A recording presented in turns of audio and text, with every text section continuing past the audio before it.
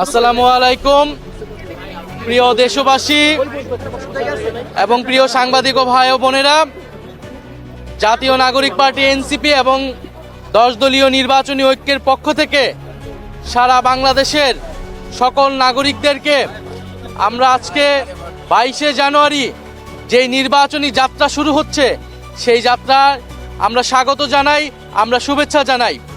আজকে বাংলাদেশে এক ঐতিহাসিক মুহূর্ত, যেখানে গণ অভ্যুত্থানের পরে বিগত 16 বছরের মানুষের ভোটাধিকার বঞ্চিত থাকার পরে আমরা যখন একটি নতুন নির্বাচন এবং গণভোটের দিকে যাচ্ছি, আজকে থেকে তার আনুষ্ঠানিক প্রচারণা শুরু হচ্ছে। আমরা জাতীয় নাগরিক পার্টি এনসিপি এই ঢাকা বিশ্ববিদ্যালয় এলাকায় অবস্থিত এই 3 নেতার মাজার এবং শহীদ শরীফ ওসমান হাদির কবর জিয়ারতের মাধ্যমে আমরা আমাদের নির্বাচনের আনুষ্ঠানিক যাত্রা এই ঢাকা 8কে কেন্দ্র করে শুরু করছি। প্রিয় সাংবাদিক ভাই বোনেরা এবং প্রিয় দেশবাসী, আপনারা জানেন এই ঢাকা বিশ্ববিদ্যালয় এলাকা থেকে 2024 সালের গণ অভ্যুত্থানের অগ্নিপাত শুরু হয়েছিল। এই ঢাকা বিশ্ববিদ্যালয় এলাকা থেকেই 1952 সালের ভাষা আন্দোলন, 1971 সালের মহান মুক্তিযুদ্ধ এবং 1947 সালের পাকিস্তান আন্দোলন, এই সব কিছুর সাথেই এই বঙ্গ জনপদের বাংলার মানুষের যত লড়াই সংগ্রাম সব কিছুর সাথেই জড়িত রয়েছে এই ঢাকা বিশ্ববিদ্যালয় এলাকা। আমরা তাই এই ঢাকা 8 আসনকে নির্বাচন করেছি আমাদের আনুষ্ঠানিক কার্যক্রম প্রথম শুরু করার জন্য। আমরা আজকে এই 3 নেতার মাজারে এসেছি আমাদের জাতীয় প্রধান 2 নেতা শেরেবাংলা একে ফজলুল হক এবং হোসেন শহীদ সোহরাওয়ার্দী তাদেরকে স্মরণের মাধ্যমে এবং আমাদের পূর্বসূরীদের স্মরণের মাধ্যমে আমাদের এই নির্বাচনী যাত্রা শুরু করতে। কারণ আমরা জানি এই বাংলাদেশের রূপকার ছিলেন শেরেবাংলা একে ফজলুল হক, এই বাংলাদেশের অন্যতম স্থপতি ছিলেন হোসেন শহীদ সোহরাওয়ার্দী। শেরেবাংলা ফজলুল হক জমিদারি ব্যবস্থার বিরুদ্ধে লড়াই সংগ্রাম করে বাংলাদেশকে এগিয়ে নিয়ে গেছেন, বাংলাদেশের কৃষক শ্রমিক সাধারণ মানুষের অধিকারকে রক্ষা করেছেন। একইভাবে ফ্যাসিবাদী ব্যবস্থার বিরুদ্ধে লড়াই সংগ্রাম করে আমরা একটি নতুন বন্দোবস্তর দিকে এগোচ্ছি। নতুন রিন গভীর থেকে পরিষ্কার করে কাপড়কে রাখে নতুনের মতো উজ্জ্বল। নতুন রিন অ্যাডভান্সড পাউডার। অন্যদিকে হোসেন শহীদ সোহরাওয়ার্দী এই বাংলাদেশে গণতন্ত্রের ভিত্তি স্থাপন করেছেন। 24-এর গণ অভ্যুত্থানের পরেও আমরা বাংলাদেশে নতুন করে গণতন্ত্রের ভিত্তি স্থাপন করছি এই নির্বাচনের মধ্য দিয়ে।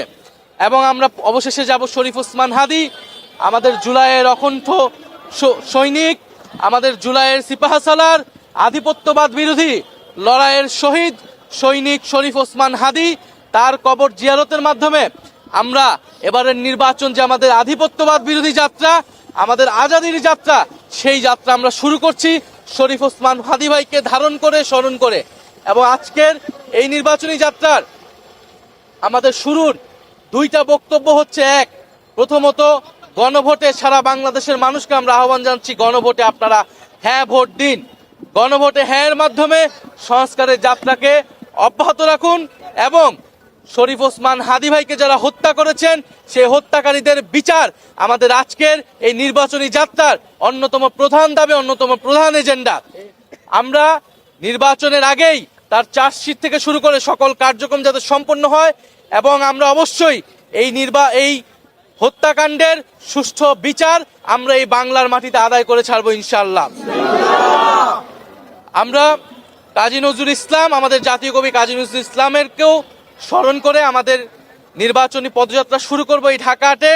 এবং আপনারা জানেন এই ঢাকা 8 এলাকায় জাতীয় নাগরিক পার্টি এনসিপি এবং 10 দলীয় ঐক্যজোটের পক্ষ থেকে আগামী নির্বাচনে সংসদ পদে প্রতিদ্বন্দ্বিতা করছেন জনাব নাসির উদ্দিন পাটোয়ারি। জনাব নাসির উদ্দিন পাটোয়ারি বাংলাদেশের মানুষের যেই মনের কথা, বাংলাদেশের মানুষের যেই স্বপ্নের কথা, ঢাকা 8বাসীর যেই কষ্ট দুঃখ দুর্দশার কথা তিনি তুলে ধরছেন। অত্র এলাকার দুর্নীতি, চাঁদাবাজ এবং সন্ত্রাস যাকে ভয় করে এই এলাকার মানুষ কোনো কথা বলতে পারে না এতদিন, নতুন মাফিয়া এসেছে এই ঢাকা এলাকায়, সেই নতুন মাফিয়াদের বিরুদ্ধে, নতুন জমিদারদের বিরুদ্ধে নাসির উদ্দিন পাটোয়ারি 10 দলীয় ঐক্যজোটের পক্ষ থেকে তার কথা বলে যাচ্ছেন, ভোট চেয়ে যাচ্ছেন। আমরা আজকে ঢাকা এলাকায় প্রদক্ষিণ করব, মার্চ ফর জাস্টিস আমরা করব এবং আমরা আনুষ্ঠানিকভাবে জাতীয় নাগরিক পার্টি এনসিপি আমরা আজকে এইখানে তিন নেতার মাজারে কবর জিয়ারতের মাধ্যমে আমরা আমাদের নির্বাচনী পদযাত্রা ঘোষণা করলাম। সারা বাংলাদেশের মানুষের প্রতি আমরা আহ্বান জানাচ্ছি, আপনারা 10 দলীয় ঐক্যজোটকে বিজয়ী করুন, 10 দলীয় ঐক্যজোটের মার্কাকে বিজয়ী করুন এবং জাতীয় নাগরিক পার্টি এনসিপির সারা দেশে যেই 30 জন প্রার্থী রয়েছে সেই 30 জন প্রার্থীকে শাপলা কলি মার্কায় বিজয়ী করে সংসদে পাঠান। সংসদে জাতীয় নাগরিক পার্টি এবং এনসিপি এবং 10 দলীয় ঐক্যজোট আপনার সাধারণ মানুষের কথা বলবে, গণ অভ্যুত্থানের কথা বলে, সংস্কারের কথা বলবে, সার্বভৌমত্বের কথা বলবে।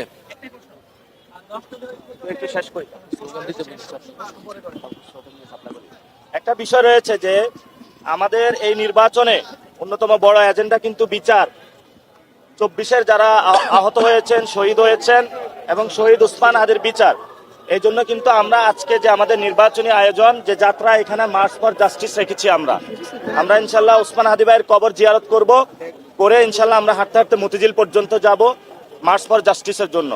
আপনারা যারা এখানে প্রশ্ন করবেন, প্রশ্নটা আজকে নির্বাচনী যাত্রা এবং এই রিলেটেড রাখার জন্য আমি সম্মানিত সাংবাদিক ভাই যারা রয়েছেন তাদের কাছে অনুরোধ করছি।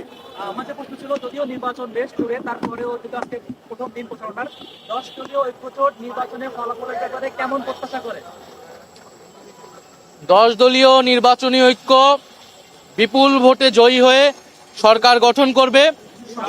আমরা এটাই প্রত্যাশা করি। বাংলাদেশের সাধারণ মানুষ আমাদের সাথে আছেন এবং জুলাইয়ের আকাঙ্ক্ষাকে ধারণ করে সংস্কারের অগ্রযাত্রাকে নিয়ে যেতে হলে 10 দলীয় ঐক্যজোটের জয় লাভের কোনো বিকল্প নাই। গণভোটে হ্যাঁ বলি, গণভোটে হ্যাঁ বলি।